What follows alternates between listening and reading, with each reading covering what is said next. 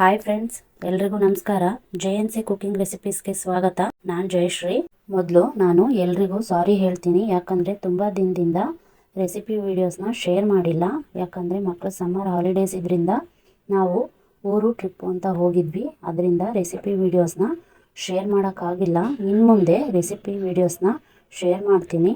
ದಯವಿಟ್ಟು ಎಲ್ಲರೂ ನೋಡಿ ಲೈಕ್ ಆ್ಯಂಡ್ ಕಮೆಂಟ್ ಮಾಡೋದ್ರ ಮೂಲಕ ಪ್ಲೀಸ್ ಸಪೋರ್ಟ್ ಮಾಡಿ. ಇನ್ನೂ ನನ್ನ ಚಾನಲ್ನ ಸಬ್ಸ್ಕ್ರೈಬ್ ಮಾಡದೆ ನೋಡ್ತಿದ್ರೆ ದಯವಿಟ್ಟು ಸಬ್ಸ್ಕ್ರೈಬ್ ಮಾಡ್ಕೊಂಡು ನೋಡಿ.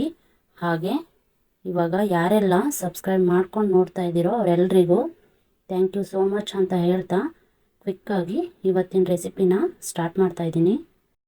ಇವತ್ತು ನಾನು ಮಾಡ್ತಾ ಇರೋ ರೆಸಿಪಿ ಪೂರಿಗೆ, ಚಪಾತಿಗೆ, ಪರೋಟಾಗೆ ಒಂದು ಸೈಡ್ ಡಿಶ್ ಆಗಿ ತುಂಬ ರುಚಿಯಾದ ಕಾಬೂಲ್ ಕಡಲೆಕಾಳು ಮಸಾಲ ರೆಸಿಪಿನ ತೋರಿಸ್ತಾ ಇದ್ದೀನಿ. ಮೊದಲು ನಾನಿಲ್ಲಿ ಒಂದು 100 ಗ್ರಾಮ್ ಕಾಬೂಲ್ ಕಡಲೆಕಾಳನ್ನ ಓವರ್ ನೈಟು ನೆನೆಸಿಟ್ಕೊಂಡಿದ್ದೀನಿ.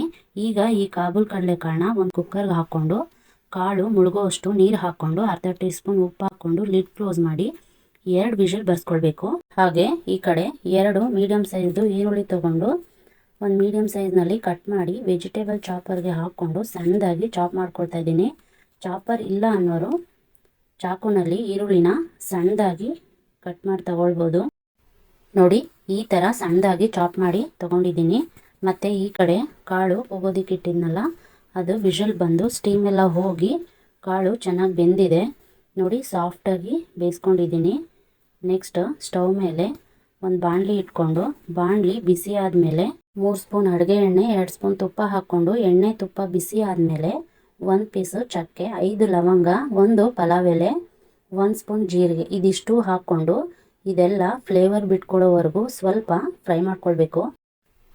ಈಗ ಇದಕ್ಕೆ ಚಾಪ್ ಮಾಡ್ಕೊಂಡಿರೋ ಈರುಳ್ಳಿ, 3 ಹಸಿಮೆಣಸಿನ್ಕಾಯಿ ಹಾಕ್ಕೊಂಡು ಈರುಳ್ಳಿ ಲೈಟಾಗಿ ಗೋಲ್ಡನ್ ಕಲರ್ ಬರೋವರೆಗೂ ಫ್ರೈ ಮಾಡ್ಕೊಳ್ಬೇಕು.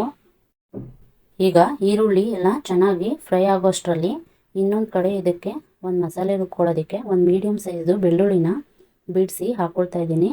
ಹಾಗೆ 1 ಇಂಚು ಶುಂಠಿ, 2 ಪೀಸ್ ಚಕ್ಕೆ, 4 ಲವಂಗ ಇದಿಷ್ಟು ಹಾಕ್ಕೊಂಡು ನುಣ್ಣಗೆ ಗ್ರೈಂಡ್ ಮಾಡ್ಕೊಳ್ಬೇಕು. ಈಗ ಈ ಕಡೆ ಈರುಳ್ಳಿ ಎಲ್ಲ ಚೆನ್ನಾಗಿ ಫ್ರೈ ಆಗಿದೆ. ಈಗ ಇದಕ್ಕೆ ರುಬ್ಬಿಟ್ಕೊಂಡಿರೋ ಶುಂಠಿ ಬೆಳ್ಳುಳ್ಳಿ ಪೇಸ್ಟ್ ಹಾಕ್ಕೊಂಡು ಒಂದ್ಸಲ ಮಿಕ್ಸ್ ಮಾಡಿಕೊಂಡು ಇದೆಲ್ಲ ಹಸಿ ವಾಸನೆ ಹೋಗೋವರೆಗೂ 1 ನಿಮಿಷ ಬೇಯಿಸ್ಕೊಳ್ಬೇಕು. ನೆಕ್ಸ್ಟು ಈ ಕಡೆ ಅದೇ ಜಾರ್ಗೆ 2 ಮೀಡಿಯಮ್ ಸೈಜ್ದು ಟೊಮೆಟೊನ ಕಟ್ ಮಾಡಿ ಹಾಕ್ಕೊಂಡು ನುಣ್ಣಗೆ ಗ್ರೈಂಡ್ ಮಾಡ್ಕೊಳ್ಬೇಕು. ಸ್ವಲ್ಪನೂ ನೀರು ಸೇರಿಸ್ಕೊಳ್ಬೇಡಿ, ಹಾಗೆ ಗ್ರೈಂಡ್ ಮಾಡಿಕೊಂಡು ತಗೊಳ್ಬೇಕು.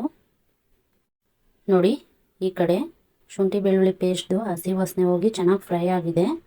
ಇದಕ್ಕೆ ರುಬ್ಬಿಟ್ಕೊಂಡಿರೋ ಟೊಮೆಟೊ ಪ್ಯೂರಿ ಹಾಕ್ಕೊಂಡು 1/4 ಟೀ ಸ್ಪೂನ್ ಅಡುಗೆ ಅರಿಶಿನ, 1.5 ಟೀ ಸ್ಪೂನ್ ಧನಿಯಾ ಪುಡಿ, 2 ಸ್ಪೂನು ಚಿಲ್ಲಿ ಪೌಡ್ರು, ಅರ್ಧ ಟೀ ಸ್ಪೂನ್ ಗರಂ ಮಸಾಲ, ರುಚಿಗೆ ತಕ್ಕಷ್ಟು ಉಪ್ಪು ಹಾಕ್ಕೊಂಡು ಚೆನ್ನಾಗಿ ಮಿಕ್ಸ್ ಮಾಡಿಕೊಂಡು 2 ನಿಮಿಷ ಈ ಮಸಾಲೆನ ಚೆನ್ನಾಗಿ ಬೇಯಿಸ್ಕೊಳ್ಬೇಕು. ಚಿಲ್ಲಿ ಪೌಡ್ರನ್ನ ನೋಡಿ ಹಾಕ್ಕೊಳ್ಳಿ. ಹಸಿಮೆಣಸಿನ್ಕಾಯಿನೂ ಹಾಕ್ಕೊಂಡಿರೋದ್ರಿಂದ ಖಾರ ಎಷ್ಟು ಬೇಕೋ ಅಷ್ಟು ನೋಡಿ ಹಾಕ್ಕೊಳ್ಳಿ. ನೋಡಿ, ಈ ಮಸಾಲೆ ಎಲ್ಲ ಬೇಯೋಷ್ಟರಲ್ಲಿ ಈ ಕಡೆ ಕೊನೆಯದಾಗಿ ಒಂದು ಮಸಾಲೆ ರುಬ್ಕೊಳ್ಳೋಣ.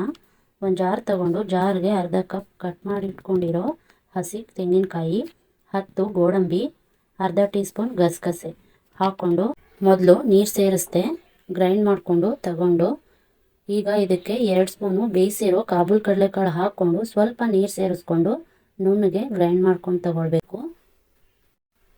2 ಸ್ಪೂನು ಬೇಯಿಸಿರೋ ಕಾಬೂಲ್ ಕಡಲೆಕಾಳು ಹಾಕ್ಕೊಳ್ಳೋದ್ರಿಂದ ಗ್ರೇವಿ ತಿಕ್ಕಾಗಿ ಹಾಗೆ ತುಂಬ ರುಚಿಯಾಗಿ ಕಲರ್ಫುಲ್ಲಾಗಿರುತ್ತೆ. ಅದರಿಂದ 2 ಸ್ಪೂನು ಬೇಯಿಸಿರೋ ಕಾಬೂಲ್ ಕಡಲೆಕಾಳು ಹಾಕ್ಕೊಂಡು ಗ್ರೈಂಡ್ ಮಾಡ್ಕೊಂಡು ತಗೊಳ್ಳಿ. ನೋಡಿ, ಈ ಕಡೆ ಮಸಾಲೆ ಎಲ್ಲ ಚೆನ್ನಾಗಿ ಬೆಂದು ಎಣ್ಣೆ ಬಿಟ್ಕೊಂಡಿದೆ. ಇವಾಗ ಇದಕ್ಕೆ ರುಬ್ಬಿಟ್ಕೊಂಡಿರೋ ಕಾಯಿ, ಗೋಡಂಬಿ, ಗಸಗಸೆ ಮಸಾಲೆ ಹಾಕ್ಕೊಂಡು ಚೆನ್ನಾಗಿ ಒಂದ್ಸಲ ಮಿಕ್ಸ್ ಮಾಡಿಕೊಂಡು ಬೇಯಿಸ್ಕೊಂಡಿರೋ ಕಾಬೂಲ್ ಕಡಲೆಕಾಳು ಹಾಕ್ಕೊಂಡು ಒಂದ್ಸಲ ಮಿಕ್ಸ್ ಮಾಡಿ ನಿಮಗೆ ಯಾವ ಕನ್ಸಿಸ್ಟೆನ್ಸಿಗೆ ಬೇಕು ನೋಡಿಕೊಂಡು ನೀರು ಸೇರಿಸ್ಕೊಂಡು ಮತ್ತೊಂದು ಸಲ ಮಿಕ್ಸ್ ಮಾಡಿಕೊಂಡು 1 ಸ್ಪೂನು